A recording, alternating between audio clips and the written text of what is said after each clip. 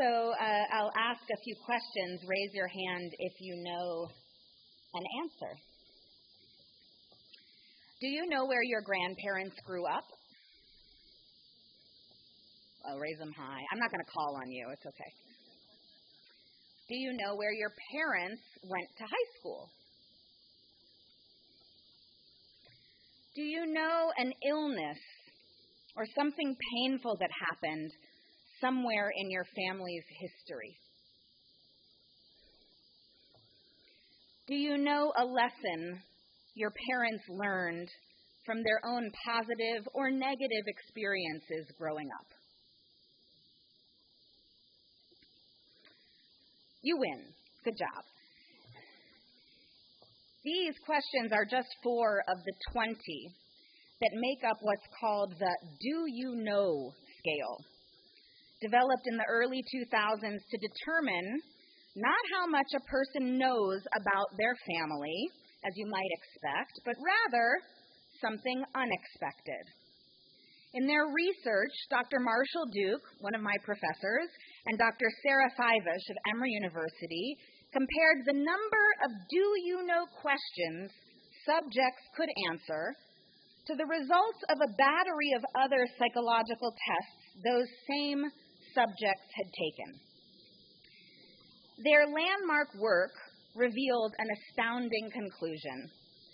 The more a person knew about their family and its stories, the stronger their sense of control over their own lives and the higher their self-esteem.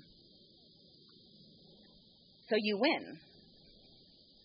Of note was that it was not the knowledge of the specific facts that actually mattered, but rather the fact that families were telling and sharing stories about their lives with each other that proved the critical factor, and in that frame, the do you know scale turned out and remains to be the very best single predictor of emotional health and happiness, no less resilience.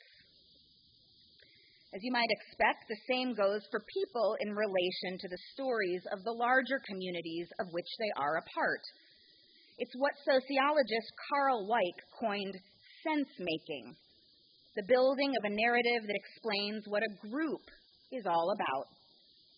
And ultimately, this sense-making serves as the same type of measure as the do you know scale.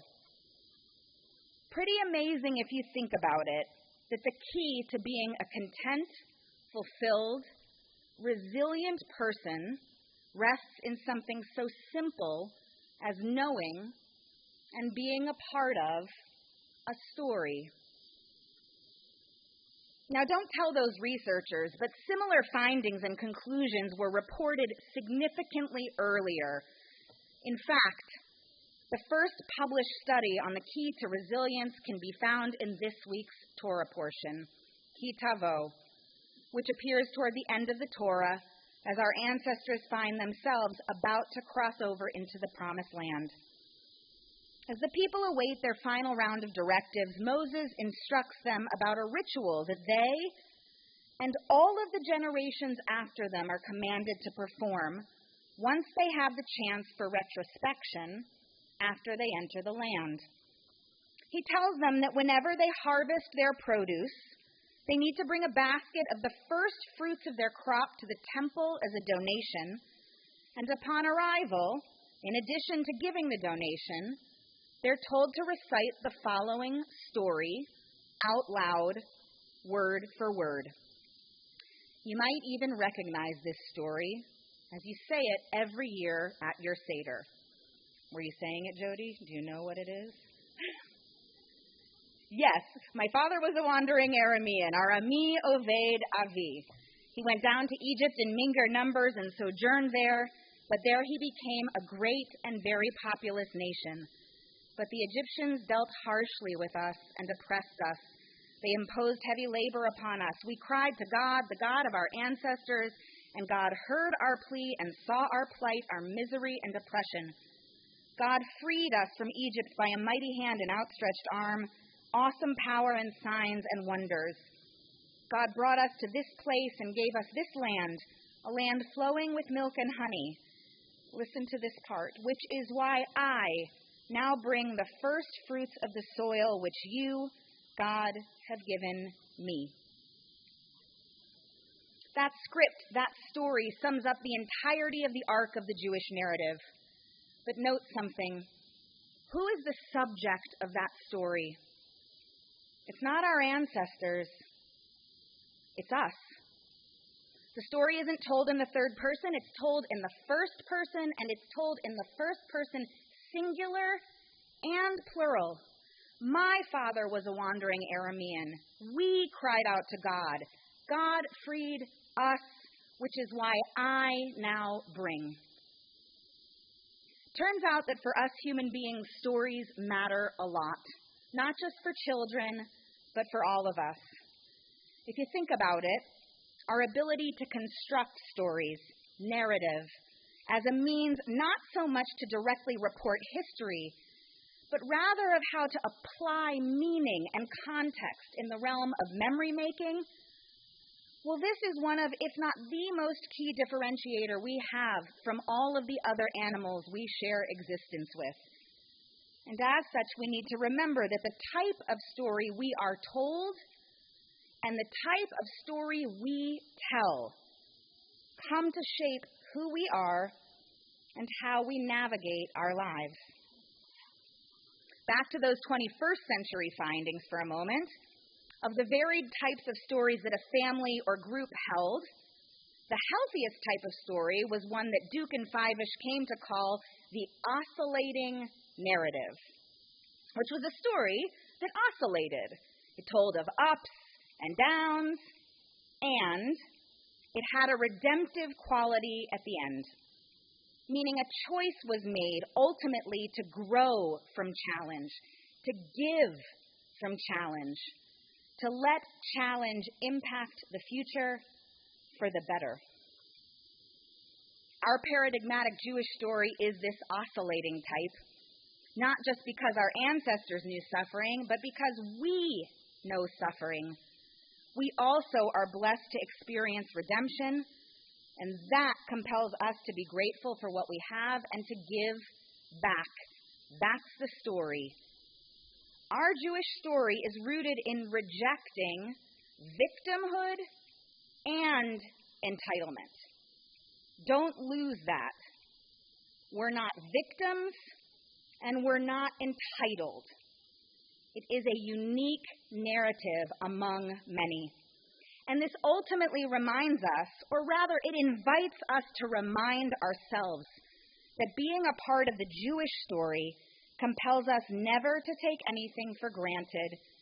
Because of everything we've experienced, the ups and the downs, the oscillating, we are called just to gratitude, empathy, and service beyond ourselves.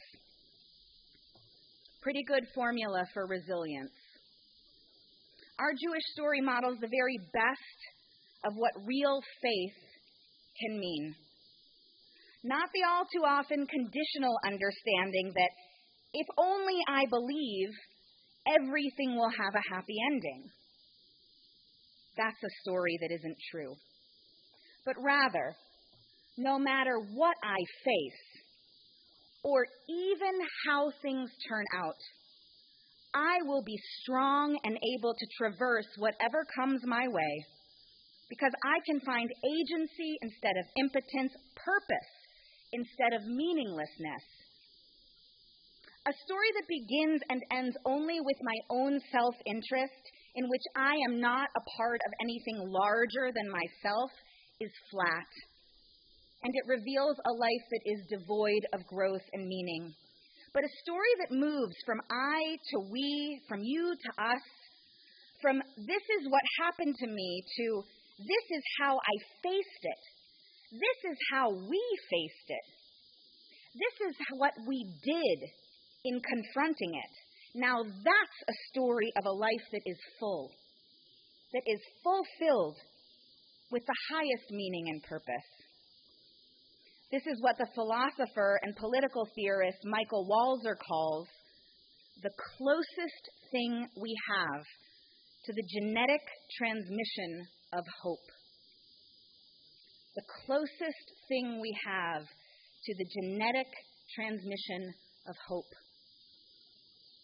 And it comes in a story. Over the next few weeks, each of us will have the opportunity to participate in this storytelling muscle memory through a different sort of narrative, as we join together to share the same stories we tell and retell every year. We'll say the words that tell the eternal story of human flaw and failure and the possibility of human repair and restoration. And we'll have the chance to share our own oscillating stories of the times where we've missed the mark, with the opportunity to add a redemptive ending onto each one, with every sacred act of repentance and teshuvah. Each one that can one day become its own lesson, its own story, perhaps even to inspire and provide resilience for those we love at some point down the road. Each of us, whether we recognize it or not, claim it for ourselves or not, is a character in the ongoing telling of our people's story. As we arrive at the border of the new year together, I pray we will each remember that, in the words of Rabbi Jonathan Sacks of blessed memory. To be a Jew is to see oneself as part of that story, to make it live in our time, and to do our best to hand it on to those who will come back after us. May it be so in our day. Shabbat Shalom.